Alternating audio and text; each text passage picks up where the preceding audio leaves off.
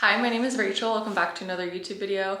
I just competed in my first powerlifting competition since having a baby, 3 days shy of 9 months postpartum, so almost exactly the 9 months in, 9 months out goal that I was hoping for. I'm really excited to recap that in next week's video, but for this week's video, I'm going to be talking about deloading leading into a competition or just deloading into when you're trying to PR your lifts.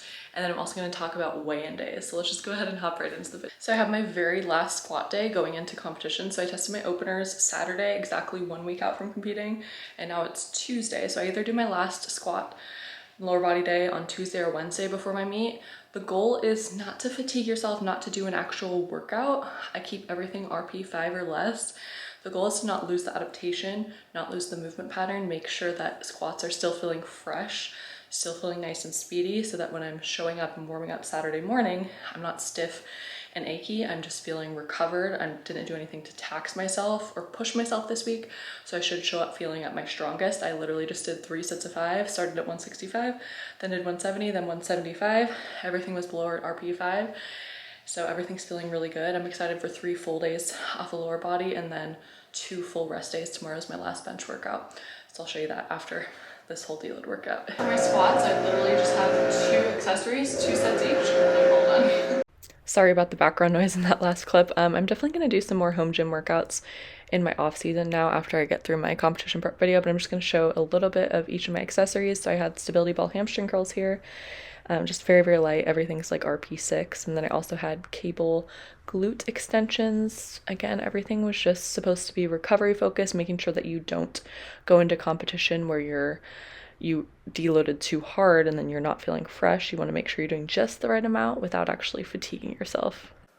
So I literally just have 1 more set of that and then I'm all done. And then I just have bench tomorrow. This is the very next day. Like I mentioned, I just had 1 more light bench day and then I had 2 full rest days. So I had a top set, if you could even call it that, RP sub 5, 3 reps at 120 pounds. I'm coming up, sweet girl. So I almost finished that full workout while she was napping. I literally just have 1 more set of tricep extensions that I'm gonna do real quick. So today is kind of the same thing that I did yesterday for squats, just very, very light, below RP 5 on bench. But then the upper body accessories, I push a little bit more, still only about RP 7 or less on some of those, but yeah, everything feels really good. I know I'm gonna be showing up feeling fresh and healthy is the goal. So yeah, everything felt really good. I have a massage tomorrow and then I have weigh-ins on Friday and then the competition's on Saturday. So I'm gonna try to move my step count down these next couple of weeks. Yeah. Go on a little less walk because I've been averaging like 12,000 steps a day, which I'll still probably hit today, but I think I'm gonna taper it on the steps on Thursday and Friday, especially Friday. Friday, I'm probably gonna try to get below 5,000 steps. Yeah. But yeah, everything feels good. So I'll finish overlaying the rest of those clips from the deload and then we'll hop into weigh-ins tomorrow. So like I already mentioned, those were my last 2 workouts. I did my squat opener on Saturday, I did my bench opener on Sunday, and then I rest Monday, and then Tuesday was my last squat workout, very, very light, the workout that I showed you. Wednesday was my last very, very light bench workout that I showed you. I completely rested on Thursday and Friday. I got probably like 10, 11,000 steps on Thursday, and then on Friday, I didn't go on any walks, but still it's like impossible to not get steps as a mom when you're chasing after a baby who's crawling over the place. So I still ended up with like 6,500 steps, which is about half of what I usually do. I'm usually at around 12,000 steps a day. So the goal was just rest, recovery, and then I also got a massage on Thursday. I also find that really helpful, getting some deep tissue body work to just be feeling really, really good. And the best thing that I was hoping for going into the meet, because I did tweak my back a little bit during the prep and it kind of messed up my deadlifts, but I felt really, really good on competition day, and that was the goal. Just be healthy, come out of the meet healthy, and now this is the day after competing and I feel great. So trust in that deload week. The deload week will leave you feeling rejuvenated. Do not push yourself, just relax, recover, and then save it for the platform. All right, on to the main topic of the video, which is weigh-in days. So weigh-in day is super exciting if you're competing in USPA, WRPF. I'm sure other federations too, but those are the 2 main common ones that do day before weigh-ins. If you're in USAPL, you're gonna do same day weigh-ins that morning.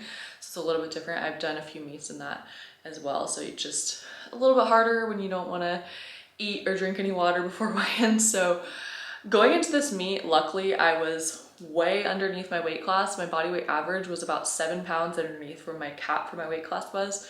I'm in the 67.5 kilo weight class, so that's 148.8. But still, the morning of, I don't want to like bloat up, eat a bunch of food, drink a bunch of water going into it. I want to weigh what I actually weigh. So I wake up in the morning, I don't drink any water, I don't eat breakfast until after weigh-ins. Luckily, by the time, because I showed up a little bit before the weigh-in started at 9 a.m., so I got weighed in right away, and I was done at 9:07, so I was literally able to hydrate, eat breakfast at 9:07, so it wasn't bad at all. This is the typical order of weigh-ins. So usually you get your rack heights if you don't have them already. So if you've done a meet, make sure you save those rack heights, because otherwise you're gonna have to wait in the long line, get your rack heights every single time, and that's gonna delay you being able to eat and hydrate. So usually they do rack heights and your opening attempts first, and then they weigh you in. Well, also they'll check your gear during that first step. So rack heights, attempt selection, if I'm gonna break it down in a list, rack heights, attempt selection, check your equipment, and then weigh in. And then usually weigh in is the last thing that they do, unfortunately. So you're gonna have to wait a little bit longer to eat. But anyways, so after you get your rack height, you get everything checked and you choose all your opening attempts. I talked about how to choose good openers in my last video. You're going to be able to check your equipment. So this is everything that I have on the platform. So obviously my singlet, I'm just gonna show a video of everything that I wore on the platform. So it's a little bit different what you're gonna wear on squat and bench versus deadlift, but you're gonna be in your singlet the entire time. You have short calf socks on squat, and you can either wear the calf socks on bench or you can change to your long socks. I always just change to my long socks on bench because you have to have those for deadlift too. And you have to wear a t-shirt underneath your singlet for squat and bench. And I believe for USAPL, you have to keep the t-shirt on the entire time, even on deadlift, but for USPA, you can take the t-shirt off and just have your singlet, or you can keep it on, it doesn't really matter. And then squat shoes on squat, and then I just wear Converse on bench and deadlift. You can have deadlift shoes too, but you have to make sure that all of your equipment is approved based on the federation that you're in. So I'm just gonna go through all of my equipment, and then also when they're checking your equipment, you need to have your ID and you need to have your membership card. And make sure you have your membership card expiration date, because they're gonna ask you all that stuff. And then on the back of your attempt selection, they make you sign every single attempt in kilos. So you give them your attempts in kilos, you have to sign every single time. And then they check off everything that you're gonna be wearing on the platform to make sure that it's competition legal. And then after you weigh in, you have to initial next to your weigh-in weight as well. I weighed in at 64.45 kilos, which was 142.08 pounds. So again, I had about 8 pounds to spare, almost exactly. But yeah, getting into what I wore on the platform, what I got checked off. So for bench and deadlift, I just have my Converse.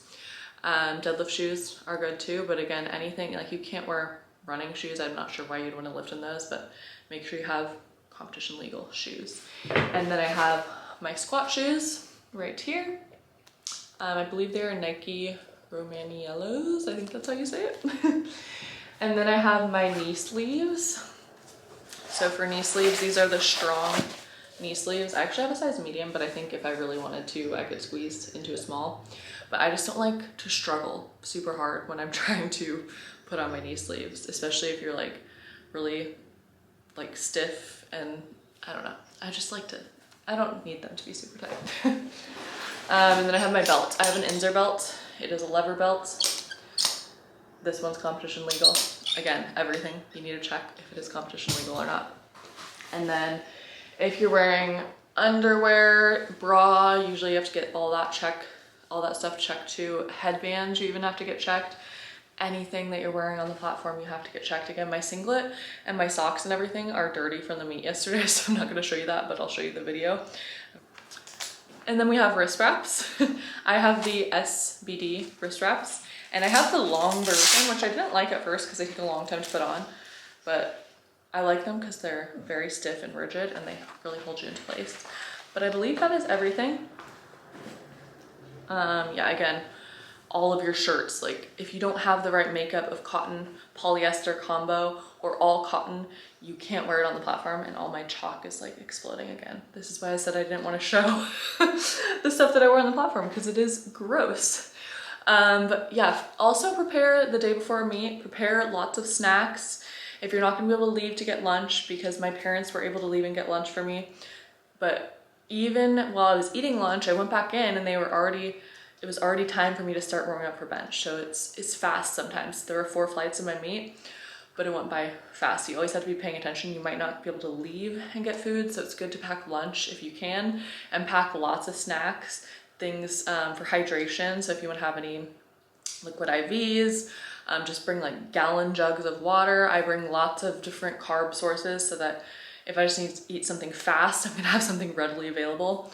And I am not a caffeine drinker. Ever since I got pregnant, I have not been drinking caffeine like at all. I think there's been probably 5 times throughout my entire competition prep that I drank caffeine, but I did have caffeine on competition day, so make sure you have your pre-workout. Also make sure that you have Advil if you're feeling achy. You might wanna pop some Advil before. But anyways, that's everything for weigh-in days. I hope that was helpful if you've never had a weigh-in day or if it's been a while and you need a refresher. Again, the main order of everything is you're gonna get your rack heights, you're gonna get your temp selections in kilos, and then they're gonna check all of your equipment and they're gonna weigh you in. And then you get to eat, hydrate, and just rest. So I'm really excited to recap how my competition day went in next week's video. If you have anything that you want me to talk about in my off season, I am hoping to compete again in like sometime between probably July and December, I guess, of this year. So sometime in the second half of the year, I'm hoping to pass up my pre-pregnancy strength because I was a little bit under where I was before pregnancy, but I was still happy with how everything turned out. And again, I'll recap that in next week's video, but thank you for watching. I hope you have a great day and I'll see you in the next one. Bye.